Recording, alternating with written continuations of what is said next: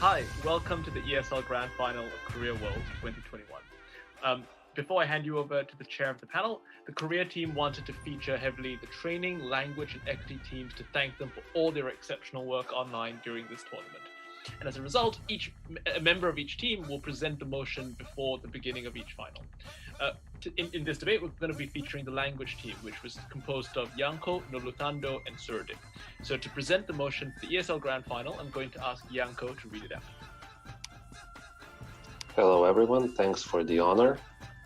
So the motion has an info slide. An info slide goes as follows. For the purposes of this debate, supporters of long-termism believe that significantly more beings will be alive during the future and that we should assign moral value to the unborn. Thus, they conclude that when evaluating our actions today, the largest consideration is how they affect the future. Potential examples of long-termist policies can include encouraging people to dedicate their lives to reducing long-run existential risks, allocating a substantial portion of the budget to try and improve the welfare of future generations, or trying to expand humanity to other planets. Under a long-termist view, such policies are ethical, even if they come at the very strong expense of more immediate and certain goals like poverty reduction, providing healthcare, or increasing the happiness of the living. The motion reads, this House believes that governments would be justified in heavily pursuing long-termism. Good luck. Thanks, Yanko, and thank you to you and all the members of the team for all the hard work you've put in so far on the language side. I'm going to hand over to the chair, Amira, to handle the rest of the proceedings. Enjoy. Best of luck to all teams. Right. Thank you so much, Tekwe. Firstly, welcome everyone to the ESL Grand Finals of this WUDC. Congratulations to all teams for making it thus far. Before going into introductions and the debate as a whole, I would like to take this opportunity to firstly highlight something very important in the debating community, which is that in the duration of this WUDC, the international debating community, especially the Asian debating community, lost one of its most remarkable and special member, which is Bobby Andika Ruitang from Indonesia. I hope us as a community can come together and try our best to honor Bobby's memory. As such, I believe that at the closing ceremony, there will be an Indonesian representative who will talk more on this and give us details on how we can best support Bobby's family through these trying times. And I hope that all of us as a community can tune in for that to show our respects and support. We miss Bobby very dearly, and we hope to continue and honor his spirits in the debating community. As such, with that being said, I'd like to introduce the panel of esteemed adjudicators that I have here with me today. So just as an introduction, my name is Amira. I will be chairing this panel. Together with me, we have Abhinav, Ilya, Kiana, Lucy, Nicholas, Suradip, Uday, and Umar. And now to introduce the teams. In opening government, we have Tel Aviv 1. In opening opposition, we have Zagreb B. In closing government, we have UPLB 1, and in closing opposition, we have De La Salle 1. Speakers, if you would like to quickly express any preferred pronoun, now would be a good time. Let's start with opening government. If you'd like to introduce yourselves and any preferred pronouns, please. Hi, Gil speaking first, Asaf speaking second, no preferred pronoun. All right, thank you. Opening opposition. Hey everyone, Ola will be speaking first. Ayush Day pronouns, Petro will be speaking second. Here Day is fine. Thank you. All right, thank you. Closing government. Hi, I'm Army. I'll be speaking first. Pronouns are she or they. Hi, I'm Belle, speaking second. She or they. All right, thank you. Closing opposition. Speaking first will be Kenny. Speaking second will be Hans. Both of us prefer he or they pronouns. Thank you. Preferably that siren will go off by the time the speeches start.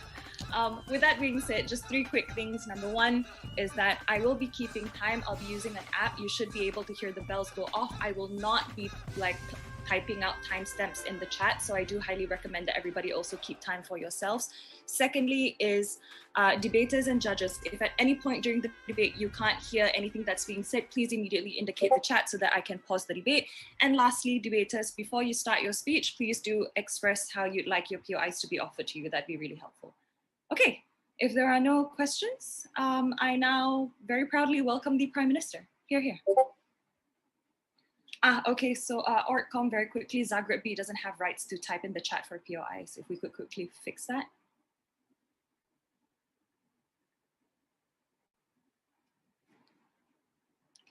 Do all other teams have access to the chat? Yeah, us neither. Okay. We don't have access.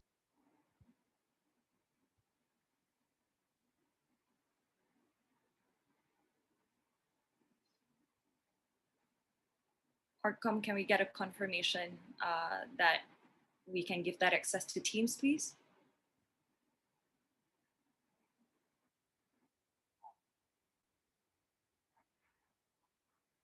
Sorry?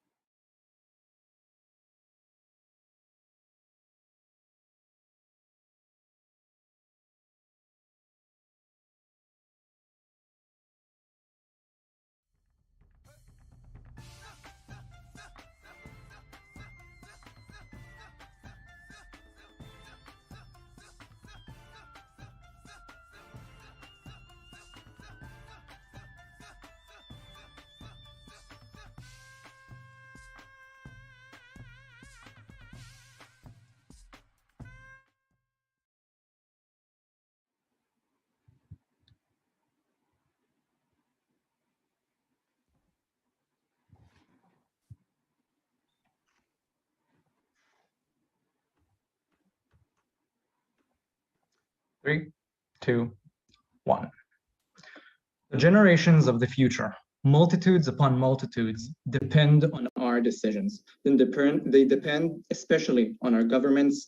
They are our children, and we must protect them, even at a cost to ourselves. I'll start with a framing about the morality of this debate, and then I'll have 3 points. Let's start with the framing, then I'll expand the points. About morality and about responsibility. Nobody, and not in this debate, and nobody at all knows what is the correct moral metric. Everybody, each person has its own moral metric that they believe to be true, and note each person has an equal moral value. That means that the best way to achieve morality, to understand where our responsibilities best lie, is to expand upon lots of metrics of morality. And that's what we'll do in this debate. We'll prove the way it is justified morally on the utilitarian metric, on the dependence metric, and the access to liberties and rights metric. That means that any team in this debate that want to weigh over us or why their specific metric is more justified will need to weigh against the combination of these metrics in order to satisfy the needs and beliefs of every individual and their moral worth. The combination of these metrics is what will make our case so strong in this debate. I'll start with the utilitarian front. We help more people for a longer time achieve better lives. First of all, there are going to be more people in the future than the 7 billion that we have right now. We have improving health systems. We have a smarter use of utilities and resources and governments. We look at the hundreds of years ahead. We're looking at generations and generation hence, which is the scope on which government decisions that will happen right now about global warming, about overpopulation, about automation, about crises that we are facing and are about to face are going to influence. That means that we're talking about the sum of tens of billions of people that are going to live in each generation from now, the sum of that, which means 100 billion people, 200, 300 billion people, as opposed to the 7 we are talking about now. That is orders orders of magnitude more people. And we are talking about existential crises and danger that even if they have a low probability of harm, will cause massive harm. But we feel that in a lot of government decisions right now, there is a large probability of harm, right? If you, for some short-term political reason, weaken your courts, you set up the crown for autocracies and less representative, systems that protect the rights of people less in the generations after you. That happens more and more. If you don't preserve your resources, if you don't use alternative means of energy, and you take all of your resources,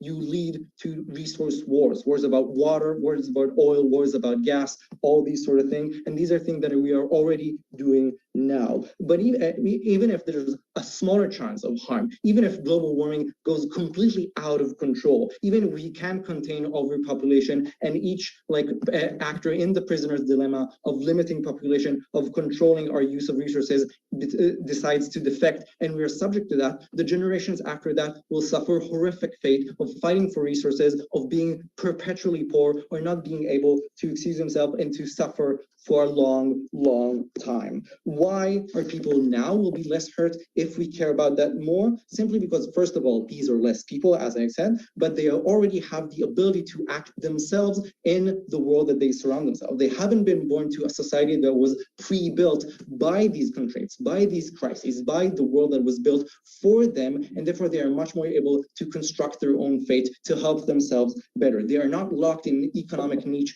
that was designed for them by a world that was already automated. They can still find a job, they can still help themselves out of poverty, they can still do that. Utilitarian-wise, this is more justified because we help more people. Moving on to dependence and access to rights. We have a greater responsibility for people who will be dehumanized, who will not get access to liberties should we act otherwise. Know that in a lot of the things that we are talking about, it is so much harder to respond looking back than it is to prevent them in the first place. If we already finish our resources, if we don't have any sources for energy, and we haven't constructed alternative means to gain energy, we are stuck that way, and it's so much harder to solve that. If global warming already happened, if the glaciers already melted, if the CO2 was already released to the atmosphere, that is not a wheel that we can turn back. We can, if overpopulation already happened and we haven't been careful, we can't just kill a bunch of people. That wheel cannot be turned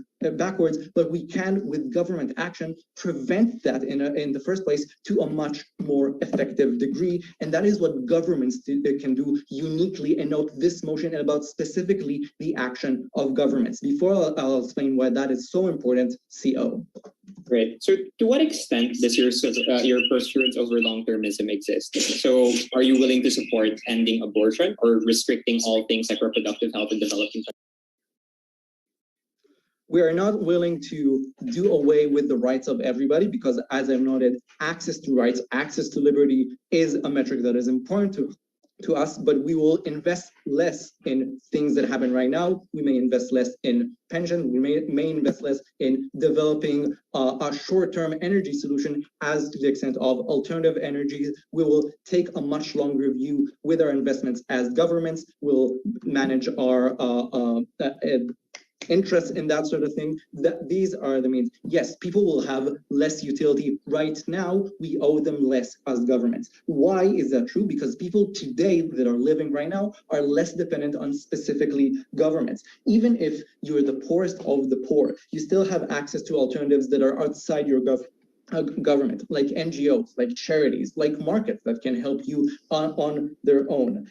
These are bodies that have less of an influence on the long term because they don't make laws, they don't pass budgets, they have a limited scope. And so specifically, it is the government that is that future generation are most dependent on. The future generation to the government is the kid that is hanging on the cliff that is right next to them. And if you are the actor who is right next to the cliff, who nobody else can help, you are the person most responsible for that child. You need to help them, even if you don't help other people that are less dependent on you. Your responsibility to them is greater. Why? Because their access to rights and liberties are specifically moral to deprive them of the access to these liberties, to make them live in a world that is overpopulated, that is warm, that is automated so they don't have any job to do. They can fulfill the liberties and rights that they should have and that people today can still access to. They are still dependent to us.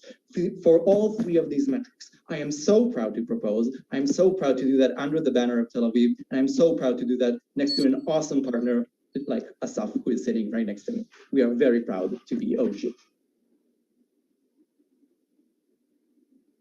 All right, I thank that speaker. I now welcome the Leader of Opposition. You're here.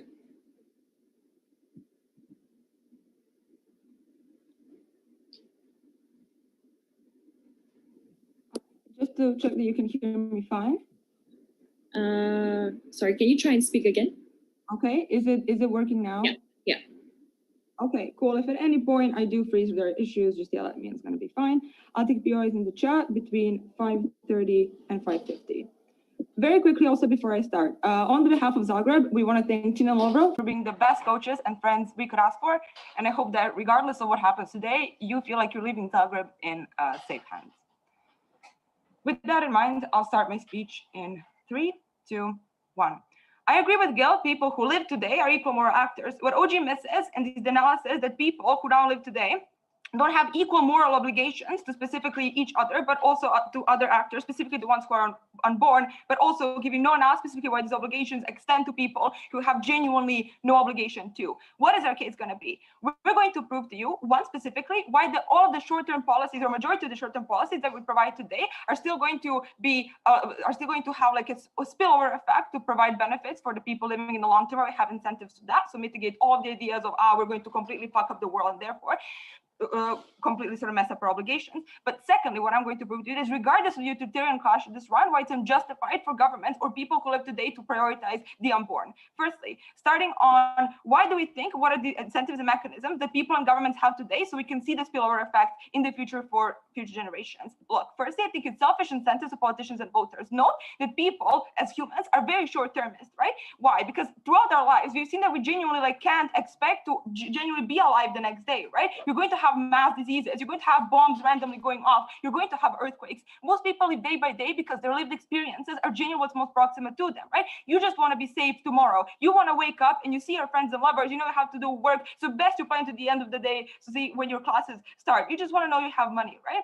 I think the similar incentives with the politicians. They know their public identity is tied to people for at least 4 years, and what they do now is how people are going to remember them, and are they going to be loved locally and supported by decisions that they make in the next 4 years, or could they stay in power longer and try to prove themselves, right? The thing is, once the structure in of itself has selfish incentives, that means they're likely to vote for things that are diminishing their suffering today. Why do we then think that is going to they're implemented in such a way are still going to have long-term impacts on generations ahead, or specifically younger ones? So note, firstly, we want to make the world better for our children who are also alive today already and make our lives nicer. And if I'm planning to, like, specifically, if I have a child and I want going to have a school, I don't want him to die of COVID, I'm still also going to vote in a way that's going to protect my kids who are alive now. But secondly, I think we also want to keep the younger, like, workforce in the world, like, educated and safe and providing the benefits for the people who are living here now, so we can redistribute the GDP fairly, right? So we don't also want them to lose jobs. They're not going to massively vote for automatization, because then the people who are living now also don't want to lose their jobs. They want to have to, like, genuinely have nothing else to provide their family for. I'm not sure specifically why this means we disregard everything in the future, because I think these incentives that are short-term is still because people live today and feel these impacts. The impacts are probably terrible. I'm not sure they're necessarily going to vote for them, right? But also, what is then the important? Meaning that as generations switch, policies are not only necessarily immediate, but actually they take care of the like, specifically of the younger people or the people that we have living in the status quo. If we see people choking because they cannot breathe due to pollution, I think we have a direct incentive in status quo to clean that air and keep it clean in the longer run. Redistribution of the capital to the poorer, or allowing, like, more accessible education for all the things for the incentives that I've already talked to you about. These are likely to stay locked in throughout time for 2 reasons. One, path dependency of politicians. Not if they react immediately, like to mitigate some harm, as you can see, or like COVID, or you can see a crisis, etc., and people support their reaction, they're just likely to continue going down that path to appease the voters and also not make any radical changes, because it's not in the interest of the government that is going now, but also in the interest of the opposition, who doesn't want to seem too radical so won't get elected again. I mean, these types of policies who are favored now specifically to mitigate the harms that I think stay harms throughout the time and the continuum of time still have an intent to be locked in. But secondly, Humans are majorly risk averse, right? So they're like, we don't have a new breakout of COVID. So we don't have like a nuclear breakout or more conflicts, right? We take measures and precautions today to equip our research centers, our school, our international law, right? Once you see those put in stone, the future generations already have a secured path to go on, right? Because they have more information, materials, and support to continue pursuing this path. Look, if you recognize the rights of minorities now, you will not have them overturned in the future due to past generation already recognizing someone's value. And the arguments for that in the future will have to be massively unpopular since you need to advocate for genuinely stripping someone of rights and humanity. I think no one can contest in the last hundreds of years, we had mass liberalization of women being able to have rights of recognizing queer people around the world, right? I genuinely don't understand how the government has the burden to tell you why this trend is likely to overturn. We can only see it being spread out more because the argument to make something, to strip away of someone's humanity is only largely like more terrible than to grant access to them, as we have seen throughout time. So this sufficiently mitigates this entire, we're going to screw up completely everything. But why do we think it's unjustified to prioritize the unborn, even if you're losing the utility for them in the long run? Like, I think, firstly, living individuals have the biggest moral obligation towards themselves and people proximate to them. Note, we think obligations are cascading and proportional to two metrics, proximity and influence. Firstly, what do I mean by proximity? Proximity of interaction. People always interact with a lot of actors. So you might interact with someone online, have certain obligations to people within your state you never met. Cool, that's correct. But you obviously have better and stronger interactions with people in your school, the people you talk to more, like your family, friends, lovers, and in the end, obviously, the biggest interaction with yourself, because you're knowing, like with assurance, what your preferences are, what you want with your life. You talk the most to yourself, right? In the night when you lie in bed, and you have the biggest access to how do you want to assess your life decisions. Secondly, by the same logic, right, of cascading and proportional, is the influence. Note this is how individuals perceive reality or the consequences of their actions or the things that are being done to them by the government or by other actors. It's a subjective experience of reality that each of us will only experience through our own lens in our own mind. Why are these two things important? Based on how we perceive ourselves and the ones most proximate to us and how we only have access to our own lived experiences, people are justified in prioritizing themselves, specifically over the unborn. Before I go into that, closing government. If you're saying that you want to prioritize the current rights of people, does that mean that you're going to forgo any plans of saving, for example, the climate and all these long-term plans of saving people? Yes, exactly. I've told you that because you have these selfish incentives. Now I'll explain to you what they're likely to be locked in the future based on how policy and how people and how humans work specifically. But I'm going to tell you, even if this is not the case, I'm now explaining to why I'm winning on the principle. Cool. Why do you not have the obligation to the unborn? One, obviously, based on the first metric of proximity, you genuinely have no proximity to them as per they are not alive. If we never contributed something to them, never contributed something to you. No obligation there. Secondly, you can't even correctly assess their preferences or predict what their conditions are because you never interacted with these individuals and you'll never have even access to their reality or specifically where their conditions are going to be because you're probably going to be dead by that time, right? Specifically meaning that on these two basic metrics, you don't have access to this. What does this all mean? What is the link? The collection of people who vote in the status quo and create policies through governments and governments who are listening to them now and prioritizing the sum of their selfish preferences are justified on a normative level. We say when people only have access to what is happening to them now and have no obligation towards the unborn based on the provided metrics, prioritizing to unborn from the government would be an unjustified act from the people who are living today who always have the biggest obligation to prioritize themselves, and if doing so, they're justified. Before I finish, Petar, thank you for being the best partner and can't wait to smash euros with you. About opening opposition. All right, I thank that speaker. I now welcome the Deputy Prime Minister. You're here. Am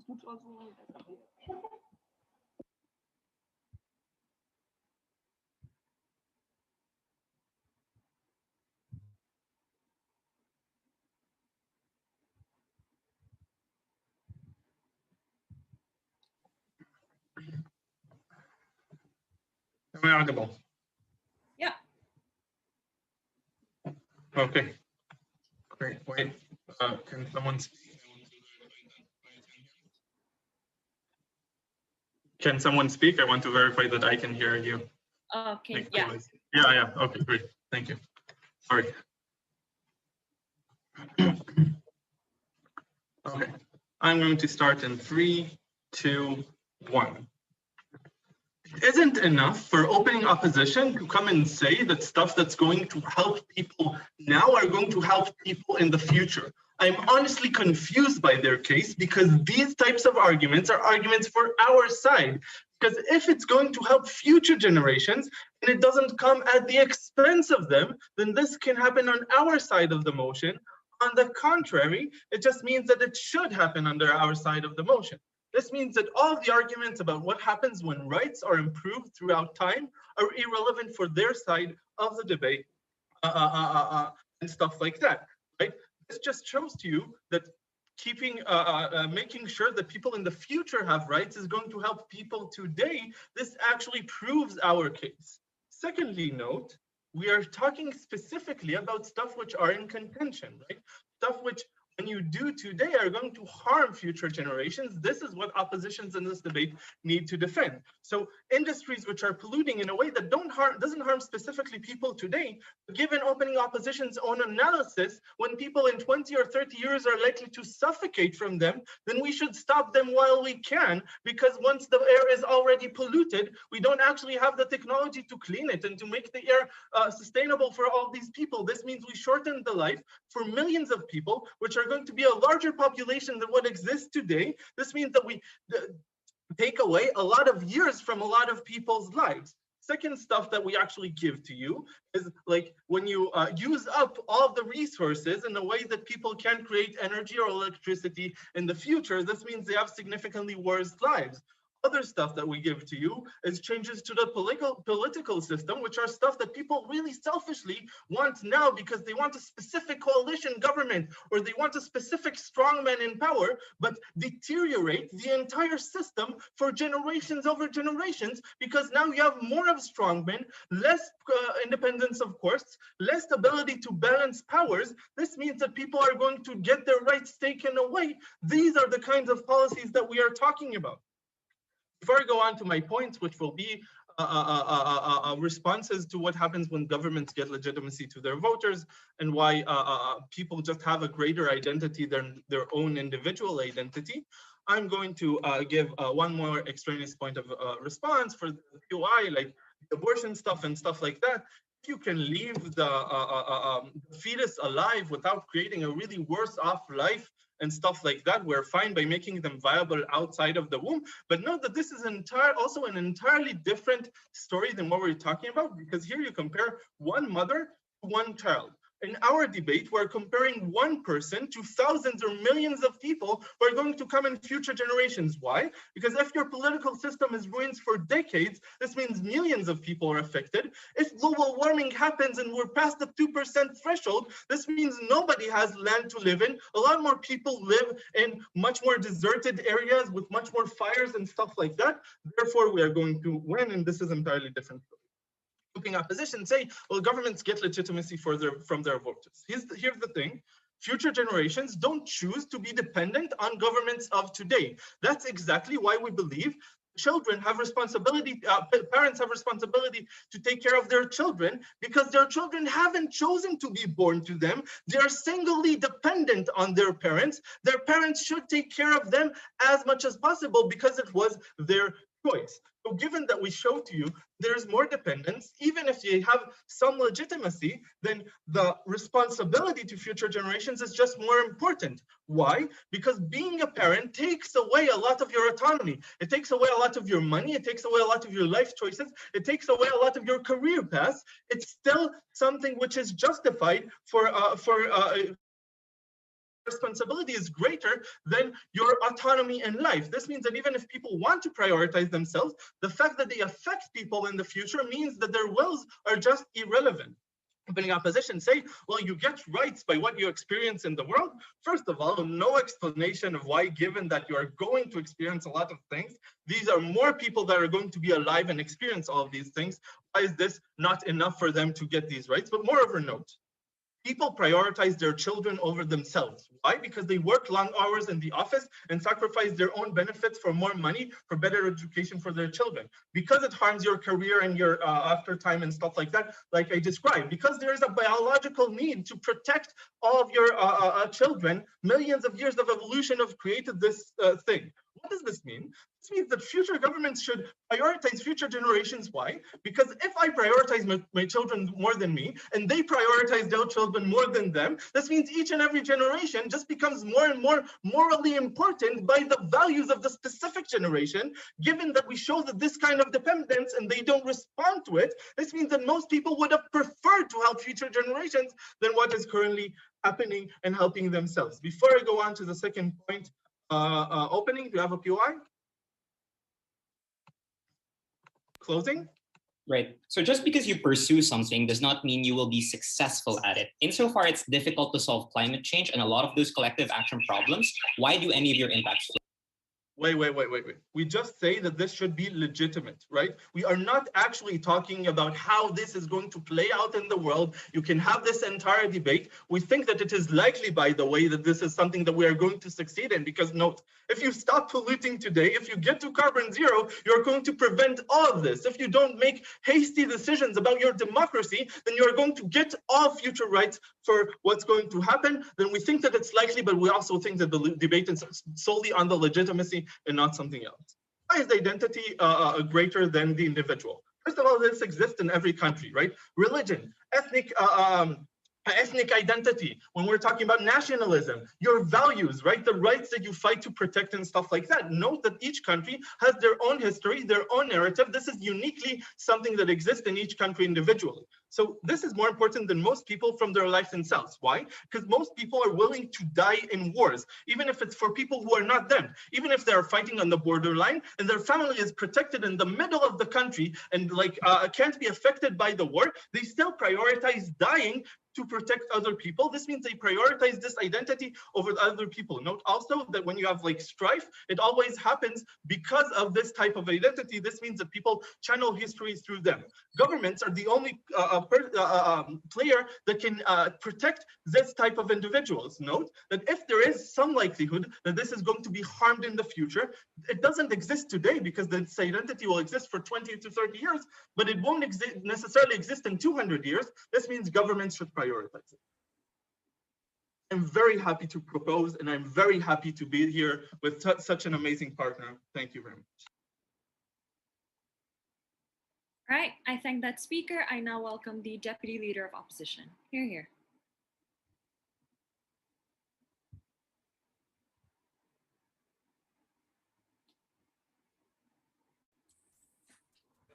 Just to check, you can hear me fine? Yeah. Great. Let me grab my phone because that's where my stopwatch is. Great, fucking useful.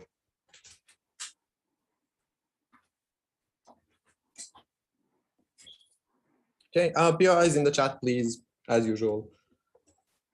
And I think Ola said everything I wanted to say about being in the finals, and she says it's not in a better way anyway. So I'm without further ado, my speech will start in 3, 2, 1. Panel, we have debated 2 outruns in the last 2 days. Firstly, we were OG, Tel Aviv was CO. Then we were OG, Tel Aviv was CO. Finally, I have the fucking chance to respond, and I'm going to use it. Here's what's going to happen in my speech. 1, let's talk about what the burden of sovereignty debate and the 2 things. Firstly, why they never prove to you why long-termist policies will actually save people in the future. Secondly, even if somehow CG proves that, why we do not have a moral duty priorities. What are the burdens in the debate, right? Because I think open government skipped one of their burdens. They're proving for a long time of their speeches saying, hey, you know, the people that are alive today have some kind of duty to save potential future human beings. Sure. We contest that, but they also have to prove that the policies that they're trying to implement will actually work. I'm about to go ahead why they want, because they try to call it Ola on this, because they say, but if you prove because Ola proved to you that the current governments have an incentive to not fuck everything up for the future, even without significant investment into the future. They have the burden to prove that the current governments will make things fuck things up so bad that it's be irreparable, right? It's going to be impossible to fix later on.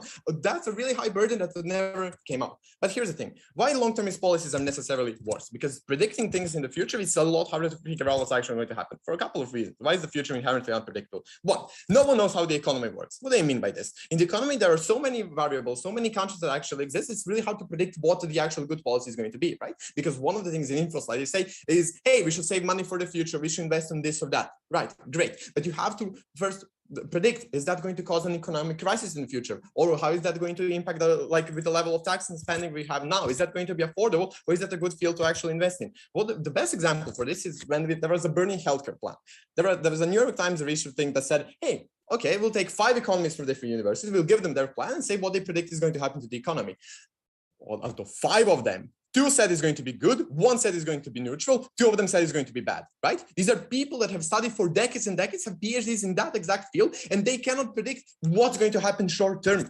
On the comparative, the more longer you have to predict and more into the future, it's going to become a lot harder to predict. Recognize that the opening government is trying to defend people that are not even born yet, are not going to be born for the metric of hundreds and hundreds of billions of people to actually stay true in this debate. Meaning that unless they can somehow access and figure out how their world is going to look like, when the greatest economists cannot figure out what's going to happen in 5 days reliably, it's really hard to believe that they can actually know what policies are going to help now. Secondly, in the status quo, individual people hold a lot of power. This makes like the future hard to predict. Why? Because individual people are still humans that are stupid. When you have CEOs that have like budgets all over a country, or when you have presidents who literally rule over a country, one of them can have a really weird day, one of them can do something stupid. If Kim Jong-un just decides to nuke someone, then we are going to be fucked when there's no way to predict that. This means that investing in the long term could be a real sunken cost if we all die in a nuclear war anyways, and there's no policy that can actually stop that.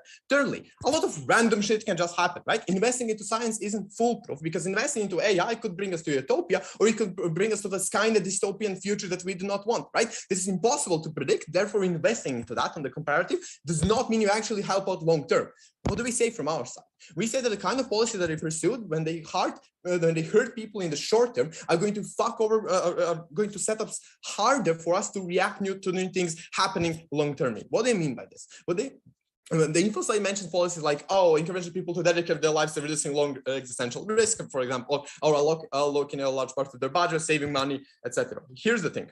Firstly, this means that people are going to be spending less currently, right? This means that you're going to have less money in the economy in the current cycle. When that happens, that means that the current economy is going to suffer because businesses are going to have less buyers and you're going to have less products sold. This means that you have less incentives to actually, open up a business or invest into research and development and start up new innovations. Why is this important? Because one, if our economy is fucked in the short term, this means that it's hard for us to set up ourselves for the future, because we did not have that cool innovation of the science that could actually help us in the future, or because the people alive today did not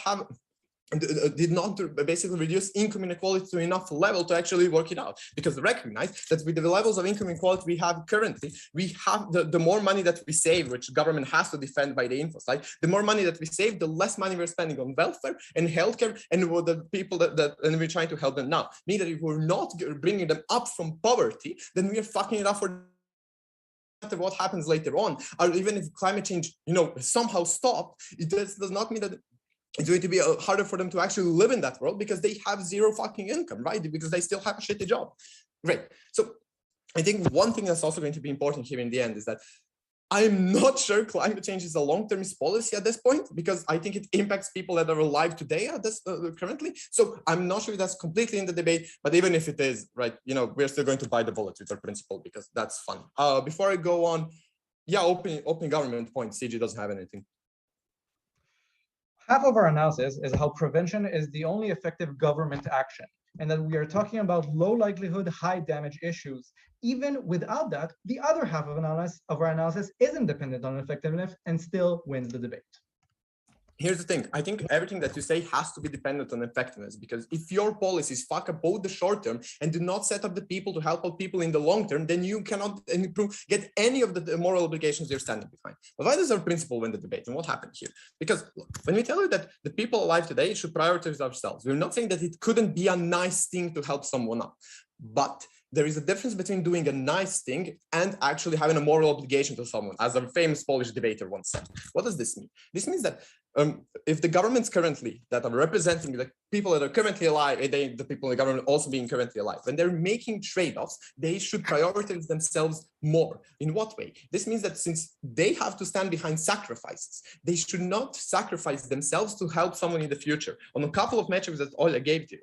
But then opening government has two challenges. Firstly, they tell you that, but more people are going to be alive later on And that's going to be a reason for that. One, are they actually? Because if we all get nuked by Kim Jong-un, but that doesn't matter. But secondly, just because like people are risk averse and want to prioritize others, that does not take down our principle. Because our principle proves to you why if you choose not to prioritize order of the unborn, it's going to be a justified act. And if the people in the status quo are voting for short-termist policies, showing that they want short-termist policy and to prioritize themselves, this means that their preferences are being fulfilled. When you do not have access to what the people in the future or the knowledge how to help them, you cannot fulfill that principle towards them. Secondly, they talk a lot about, oh, but the people in the future have nothing they can do to defend themselves. And neither do the people in the status quo. Unless you can prove to me that it's actually possible to get enough money in the NGOs and charities and to break out from poverty, when you reduce spending on welfare and healthcare, I do not see how that's going to be happening. Meaning that priorities the people alive now, we don't know what's going to happen in the future, and vote Zagreb.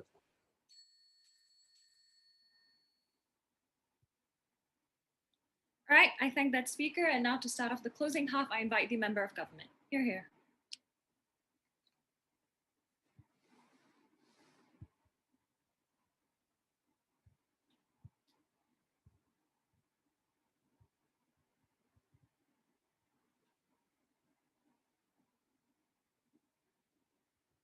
Hello, is my voice clear?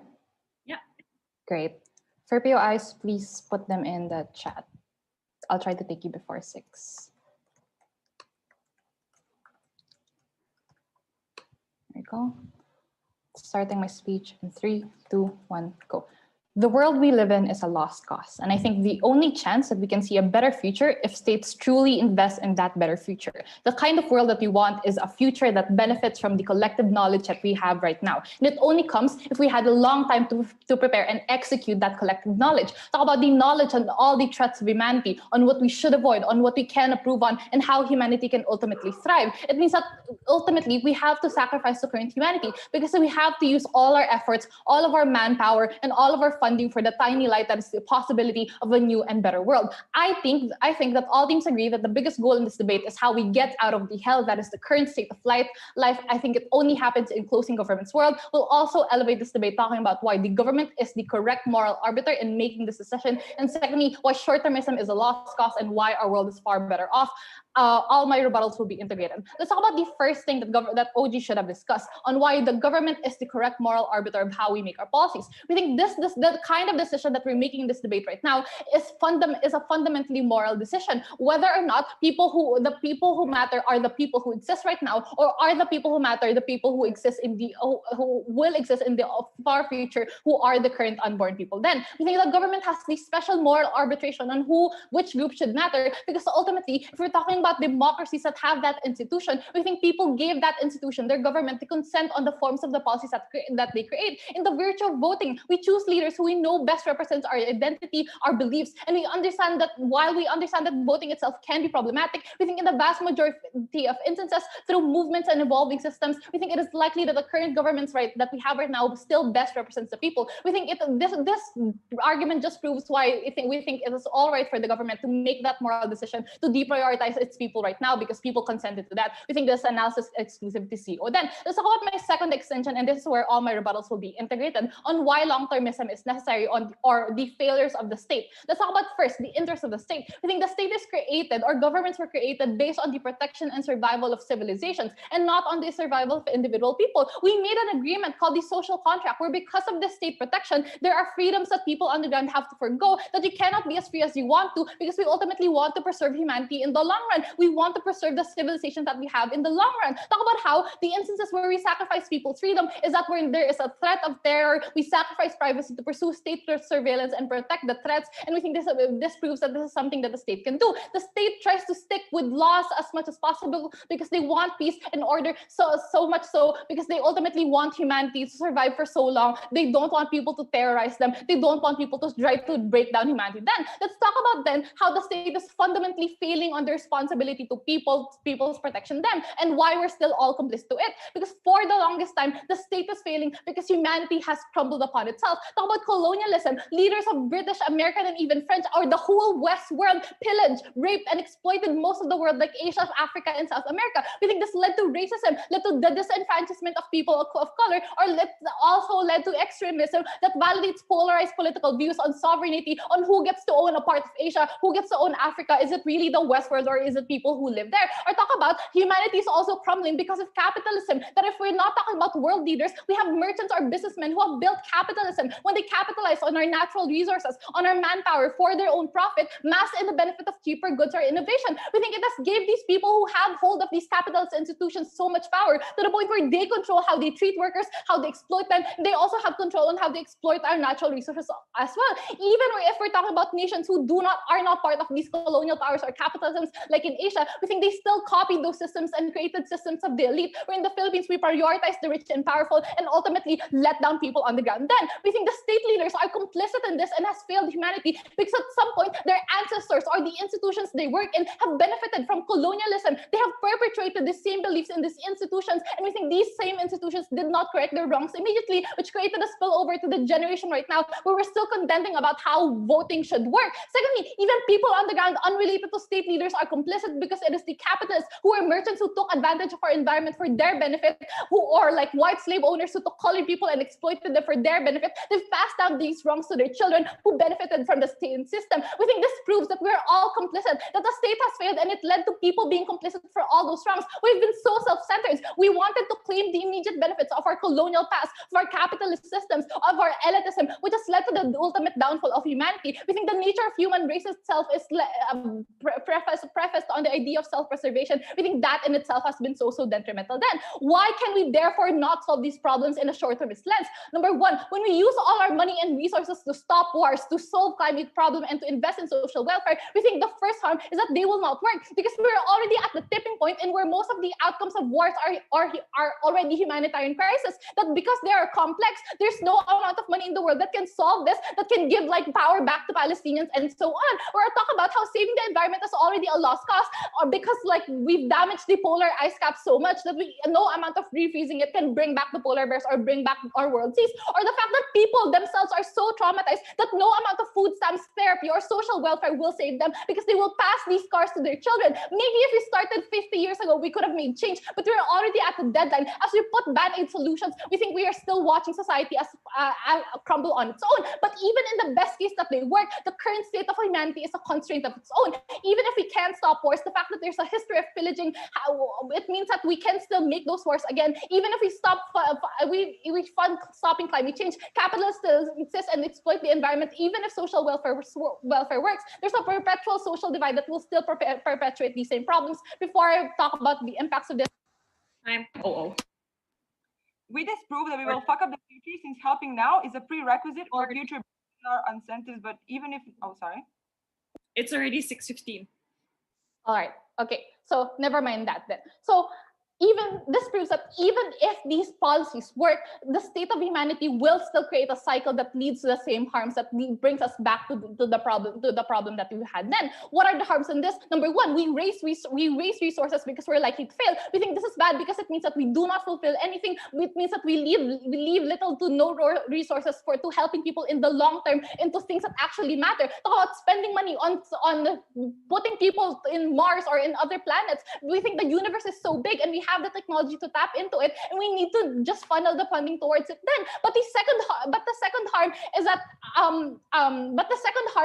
in the best case of their efforts work, it only works in the knowledge of that people are sacrificing their lives for the future people. And humans are intrinsically connected. They're fearful of the idea that the world is ending. When they know that the government used all their money to save their life now, they sit in their homes knowing that, okay, the world is ending, I'm happy right now, but because they saved me, I'm hurting so many people in the future. It means that the moment that they die, they will regret the way that they live. They will die knowing they were selfish. And if this debate is about the quality of life of people, they don't get it either way. On our side, we think we've helped far more people in the future, and we think we benefit people knowing that they're helping to save people in the future. For all those reasons, UPLB is proud to propose. Thanks.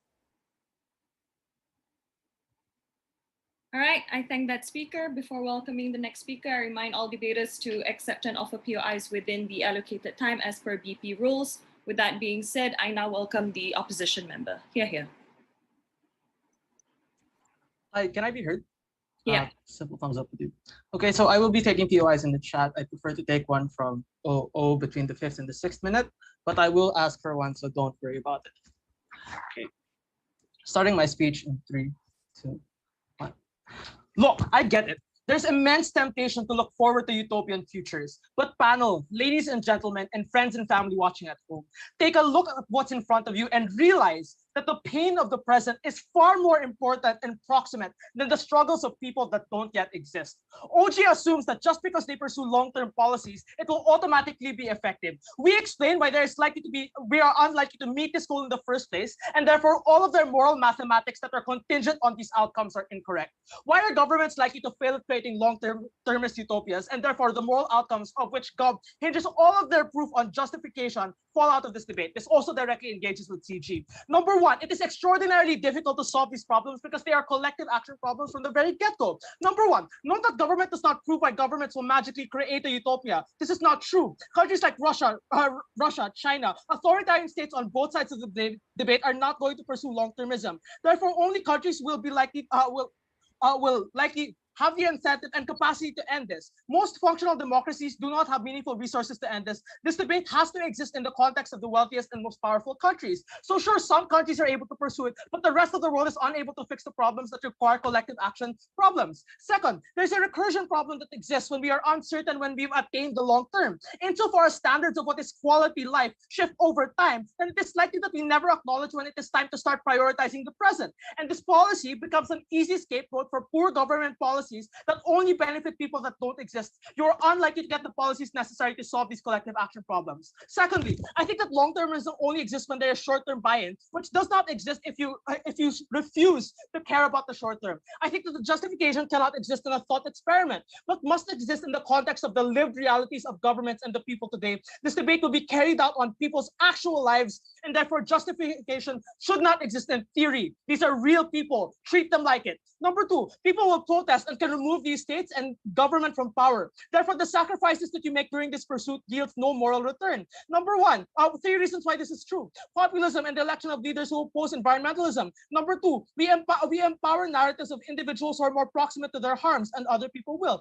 Thirdly, empower religious narratives who have been saying that the fetus has been correct all along, that we shouldn't legitimize the reproductive health bill, abortion, even if the most developed countries do it.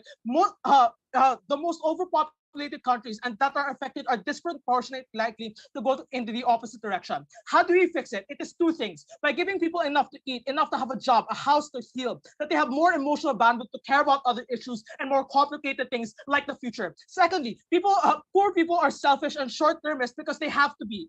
The most empathetic people are privileged. Insofar as we deal with short-termist problems, we enable them to think about more long-term things down the line. But this can only happen if we prioritize them in the short term. The next thing we need to discuss is how these narratives are created. It looks like elite capture that controls narratives of the long-termism through the use of media and control of pop culture. It looks like the incentives for the rich to amass intergenerational wealth and create legacy because they want their children and their children's children to rule over the empires of their wealth. The incentive to repeat suffering for the people of the new generation generations exists. So them existing means that they do suffer. This does not create an incentive for people to trickle down to the public. They can just simply hoard the wealth because their future is more important. The rich have the capacity to do this because they own media channels that are used to create empathy in the future. This looks like political lobbying, funding campaigns, using tokenism to take down social movements, and using their money to encourage people to sell out for the short term.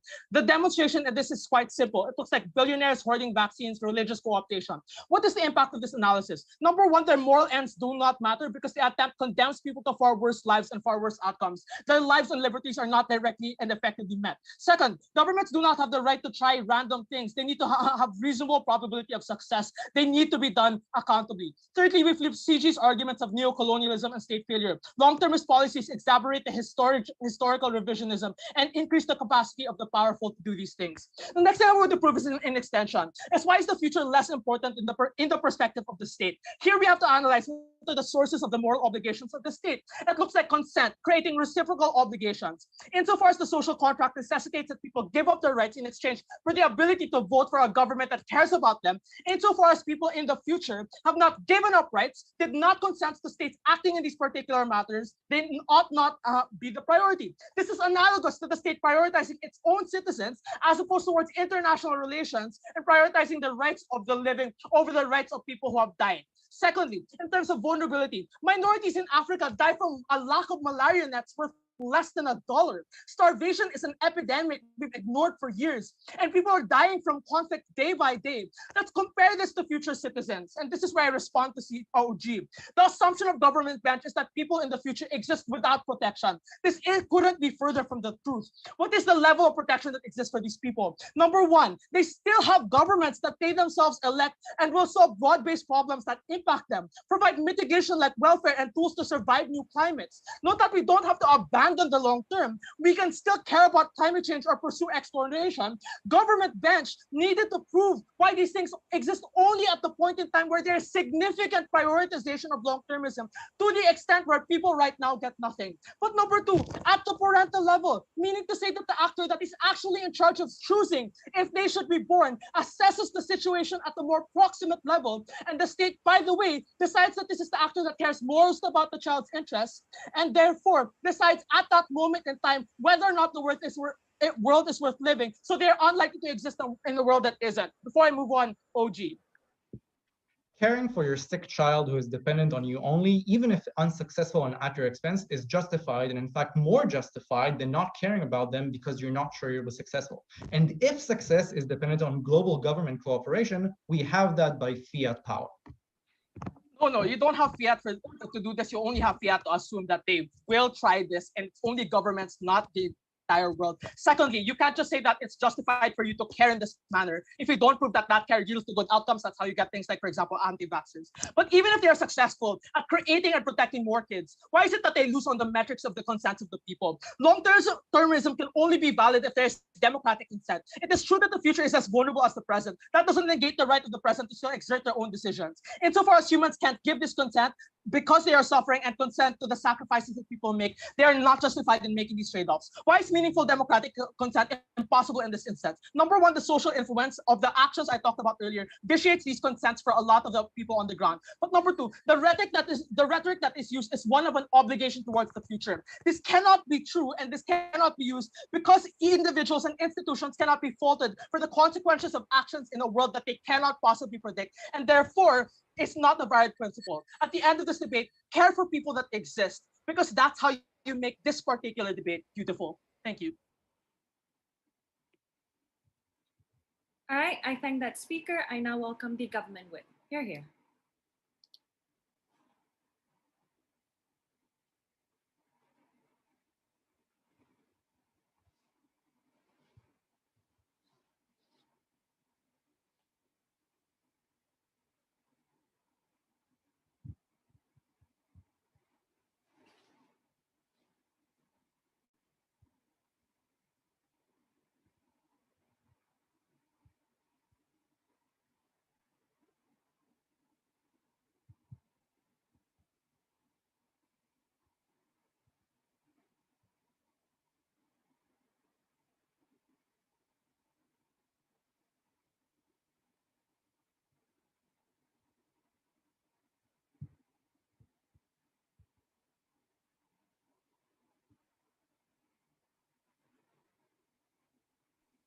I'm just waiting for my Google Docs to open.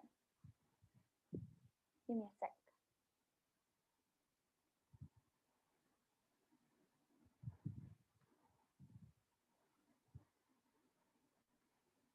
All right.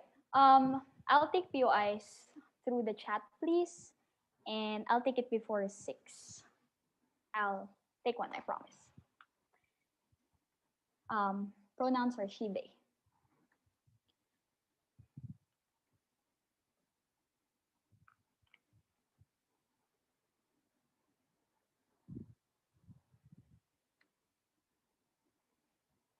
I too would love to live in a world where we are able to respond to all the needs while also preparing for our future. But sadly, it is